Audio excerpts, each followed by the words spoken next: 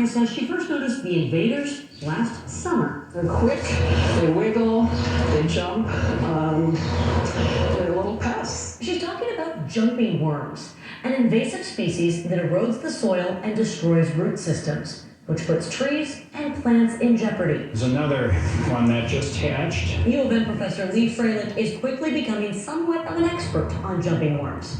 Sure enough, he found a few hatchlings for us in the Loring Greenway Monday morning. Eventually, they'll grow to be about 6 inches long. The biggest way they're getting around to many different sites is community mulch piles. As people bring their yard waste there, it comes from hundreds of locations and then it goes back out to hundreds of different locations. How old do you think that one is? Oh, probably only a week. Last fall, there were more than 200 cases of jumping worms in the metro area. He expects that number to grow this spring.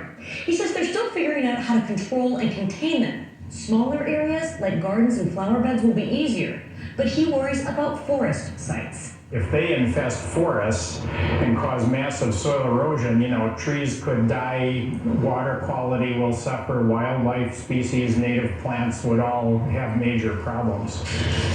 As for Mary, she says her gardening committee has spent thousands of hours on this area and doesn't want to surrender it to this unwelcome inhabitant. We want it to look beautiful, and that's our little enemy, I guess you could call it, that we're dealing with right now. Now, if you do happen to find a jumping worm, don't move the dirt or the plants to a different location. Instead, take a picture of the worm and send it to the DNR. They'll identify it and map it. We've got a link to that site on KSTP.com. Reporting in Minneapolis, Ellen Gallus, 5 Eyewitness News.